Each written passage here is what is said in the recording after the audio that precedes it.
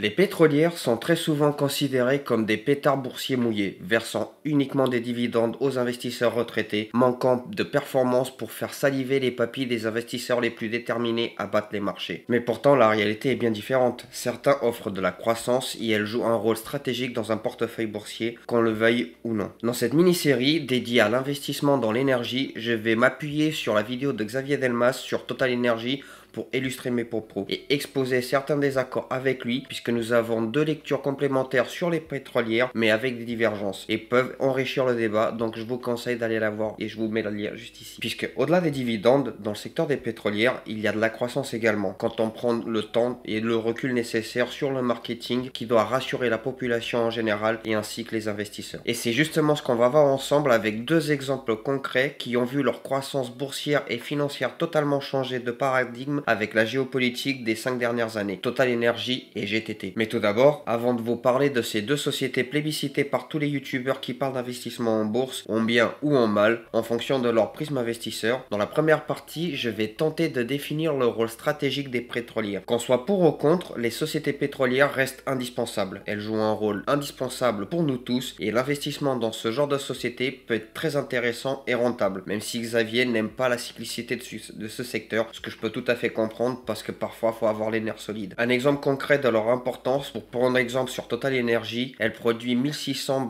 millions de barils par jour, soit l'équivalent de 95% de la consommation française, ce qui reste colossal, mais j'aurais pu citer plein d'autres pétrolières. Cependant, en 2024, la polémique autour de la double cotation aux USA a montré à quel point ce secteur est lié à la souveraineté énergétique. D'ailleurs, Patrick Pouyanné a confirmé récemment la double cotation, donc il est fort probable que l'action explose avec les investissements massifs des Américains en actions propres au lieu des ADR, et je serais pas étonné de voir Total Energy basculer sur giron américain dans les 10 prochaines années. Mais bon, ça, passons, ce n'est que mon hypothèse personnelle. Et pendant qu'en France beaucoup critiquent, ailleurs on investit. Savez-vous que 50% du CAC 40 est détenu par les instances étrangères, parce que contrairement à nous, les Américains et les Chinois, ils ne vont pas arrêter d'investir dans le pétrole ou le gaz ou investir dans tout autre secteur parce que c'est le nerf de la guerre économique. Et par conséquent, les pétrolières jouent un rôle important pour chacun d'entre nous, qu'on aime le pétrole ou pas, ou qu'on aime le gaz ou pas. Partant de ce constat, et vous le savez sans doute, aux États-Unis, la retraite est par capitalisation. Et qui dit pétrole dit aussi la raison pour laquelle des millions d'investisseurs tiennent ces actions en portefeuille: les dividendes. Et c'est justement ce qu'on va voir dans la deuxième partie de cette vidéo. Les dividendes, c'est un pilier historique du secteur. Et à juste titre, les pétrolières sont connues pour leurs dividendes généreux, souvent aux alentours de 5% par an. C'est un secteur qui est mature, avec des revenus récurrents qui assurent un bon retour en dividendes. Après, ceci dit, ce n'est pas le seul, c'était pour illustrer mes propos, puis qu'on parle des pétrolières, mais les pétrolières, elles sont aussi mal aimées à cause de leur variance cyclique, comme l'a dit Xavier Delmas dans sa vidéo, ce qui les rend peu performantes par rapport au total return, par rapport aux indices, alors que c'est des machines à cash qui rapportent gros pour les actionnaires. C'est un secteur exposé également aux manipulations de marché du Brent par les instances politiques qu'on verra dans la vidéo dédiée aux matières premières, et c'est un sujet dense qui mérite sa propre vidéo. Mais malgré les défauts que je viens de citer juste avant, c'est un secteur très intéressant pour les investisseurs qui ont peu de moyens d'y investir ou des petits revenus. Ce que je veux dire par là, c'est que tout le monde ne peut pas lancer un business à côté de son travail, et tout le monde n'a pas 5000 € par mois en salaire, ce qui rend les actions à rendement comme les pétrolières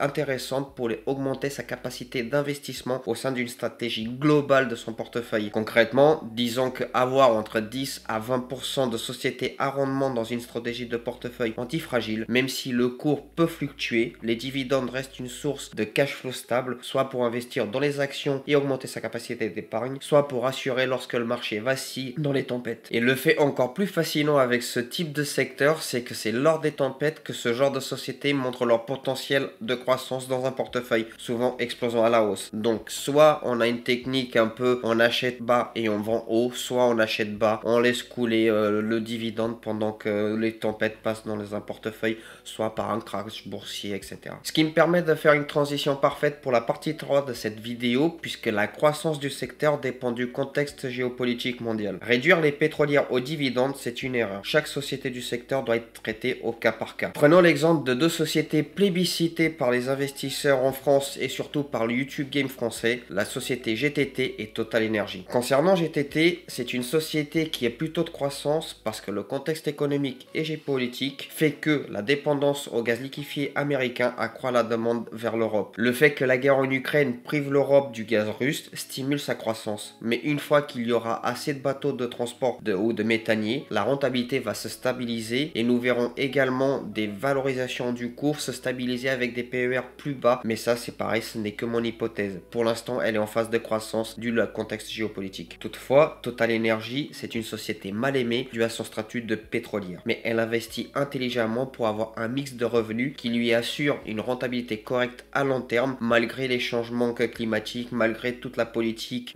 qui mène autour des énergies renouvelables. Et ça, dans la vidéo de Xavier, il le précise très bien. Et comme Xavier le dit très bien dans sa vidéo, le gaz est effectivement une énergie de transition. Même si les énergies renouvelables sont plébiscitées comme l'énergie du futur, la rentabilité des projets sera effective dans une dizaine d'années et pas sur tous les projets. Mais j'en parlerai aussi dans la vidéo dédiée aux énergies renouvelables. Par conséquent, Total reste cyclique, mais sa performance peut être relancée. Et je trouve l'évolution de leur mix énergétique très cohérent et pragmatique vu la vision long terme. Les dividendes peuvent rester une source stable dans le temps, même si rien n'est garanti, dû aux revenus récurrents. Et leur politique d'investissement pragmatique, selon moi, ce n'est que mon avis, tout en achetant au point bas, c'est-à-dire que quand personne n'en veut, les rendements de dividendes peuvent être ahurissants, plus de 12% par an sans rien faire, juste en achetant lorsque on est dans le creux de la vague, si tu achètes bas et que tu conserves. Mais de tels rendements ne sont pas sans risque, et c'est justement ce qu'on va voir dans cette quatrième partie. C'est un secteur qui est extrêmement cyclique, comme je l'ai dit un peu plus haut. Les prix ne bougent pas uniquement avec la demande, mais aussi sous l'effet des manipulations politiques et géopolitiques. Les tunnels sous la Manche qui sautent, les va-t-en guerre à tout va qui vont dans les plateaux télé, l'OPEP, etc.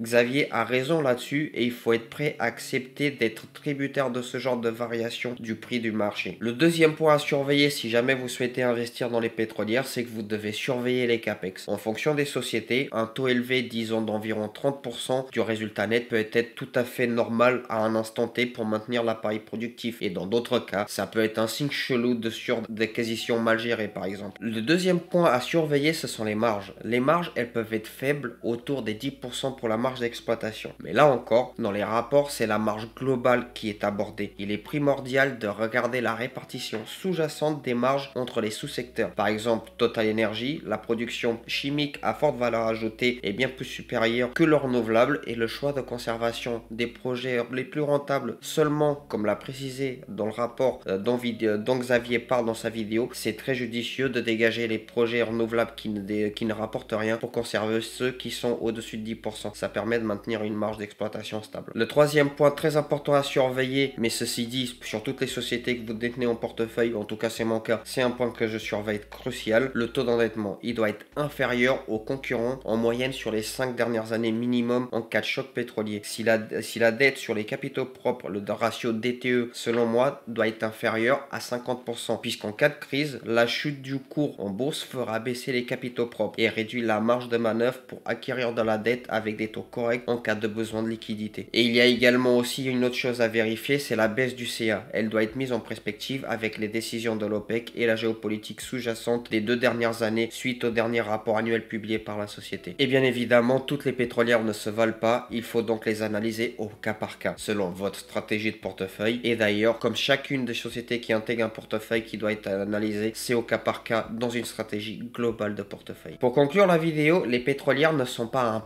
placement de grand-père ou un pétard mouillé qui sous-performe la bourse ou le marché en général. Elles combinent des dividendes solides et pour certains, un vrai potentiel de croissance. Un autre point intéressant, comme je l'ai dit plus haut, si vous avez besoin d'augmenter votre capacité d'investissement, le secteur peut être une solution grâce à un retour en dividende. Et si vous souhaitez de la croissance, il faut bien choisir les sociétés les plus prometteuses. Tout ça pour dire que le choix doit toujours se faire en fonction de votre stratégie globale et ne pas intégrer une société dans son portefeuille sous prétexte qu'elle a un mauvais total return par rapport à son benchmark est une erreur de calcul à long terme. Puisque comme dans une équipe de foot, votre portefeuille portefeuille a besoin d'une équipe solide et avoir que des attaquants fragilise votre défense de portefeuille. Par la même occasion, je tiens à remercier Xavier Delmas publiquement dans cette vidéo. Sa chaîne est une mine d'or d'informations et de valeur pour les petits investisseurs comme moi. Même si dans cette vidéo j'apporte quelques nuances et certains désaccords, c'est en partie grâce à ces vidéos que j'ai développé mon esprit d'investisseur et le schéma de pensée qui mène à se faire ce genre de vidéo. Xavier, merci pour tout. Et vous, si ce sujet vous intéresse, abonnez-vous. C'est le premier épisode de la mini-série où je vais décortiquer sur toute la chaîne de valeur de l'énergie. La prochaine vidéo de cette série sera consacrée aux foncières pétrolières et là aussi, il y a énormément de choses à dire. Sur ce, je vous dis à très bientôt. C'était Thiago. Je sème des pièces aujourd'hui pour récolter des bieux demain. Ciao les amis.